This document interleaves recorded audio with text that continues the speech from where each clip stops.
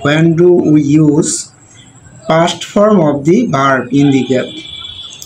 তো পাস্ট ফর্মের নিয়মের মধ্যে আমি 3টা বা 4টা নিয়মের ভিতরে আপনাদের কভারেজ দিয়ে দিব। এই 4টা বা 3টা নিয়মের বাইরে কখনো পাস্ট ফর্ম বসবে না।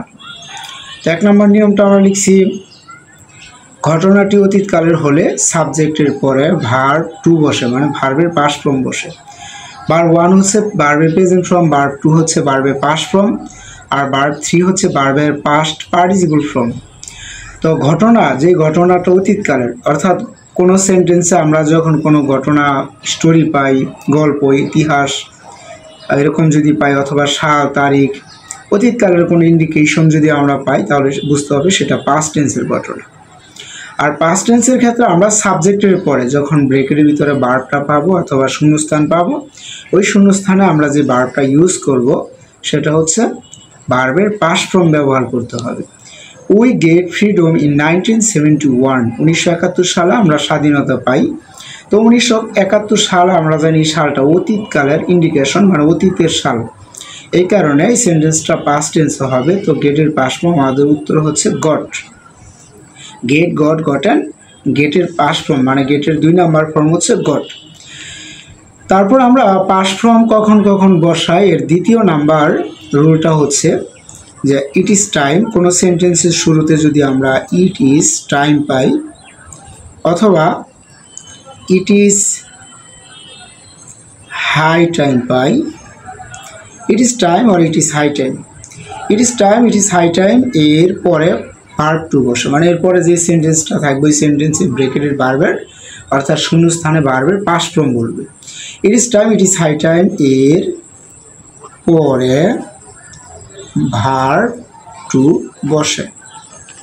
আমাদের মনে রাখতে হবে যে কোনো সেন্টেন্সের at first when you get it is time or it is high time, you have to use past form of the verb after this phrase। এই ফ্রেজগুলোর পরে ভার্বের পাস্ট ফর্ম ব্যবহার করতে হবে।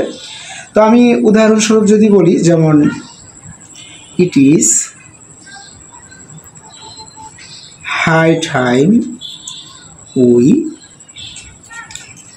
leave the place। আমাদের জায়গাটা ত্যাগ করার এখন উপযুক্ত সময়। গ্যাপ মনে করেন দেওয়া, যে লিভ এর স্থানে গ্যাপটা দেওয়া আছে। তো এই সেন্টেন্সের শুরুতে ইট ইজ হাই টাইম আছে, ইট ইজ হাই টাইমের জায়গায় ইট ইজ টাইমও থাকতে পারে, ইট ইজ রাইট টাইম থাকতে পারে। তো এরকম থাকলে আমরা কী করবো, এই সেন্টেন্সে এই সাবজেক্টের পরে ব্রেকের যে ভার্বটা আছে, এই ভার্বটা অর্থাৎ শূন্যস্থানে ভার্বটার পাস্ট ফর্ম বলবে। তো লিভের পাস্ট ফর্ম লেফট আমরা ইউজ করতে পারি। Number 3, right form of the ভার্বের 3 নাম্বার নিয়মটা আমাদের, এটাও অত্যন্ত গুরুত্বপূর্ণ নিয়ম। আপনারা এই 3 নাম্বার নিয়মটা অনেক সময় আপনাদের ইউজ হবে, মানে আপনারা পেতে পারেন এই রুলটা। যদি কোনো সেন্টেন্সের মিডলে, অর্থাৎ 2টা বাক্যের মাঝে যখন আপনারা পাবেন সিন্স পাইতে পারেন, SINCE সিন্স, অথবা পেতে পারেন অ্যাজ ইফ, অথবা পেতে পারেন অ্যাজ দো,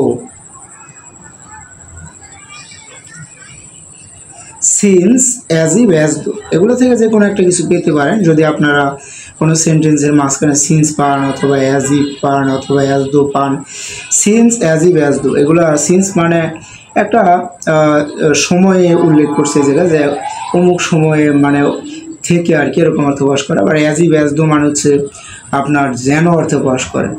তো এই ধরনের ক্যাটাগরিতে আমরা অ্যাজ ইফ, অ্যাজ দো বা সিন্স কোনো মাঝখানে আমরা কোনো একটা বাক্যের মাঝে ব্যবহার মানে দেওয়া থাকতে পারে, এরকম আমরা পেতে পারি। ওই সময় since, as if, as though এর, এগুলো থেকে যে কোনো একটা ফ্রেজ বা ওয়ার্ড আপনি পেতে পারেন। তো since, as if, as though এর আগে প্রেজেন্ট টেন্স থাকলে, প্রেজেন্ট টেন্স থাকলে এর পরে পাস্ট টেন্স হয়।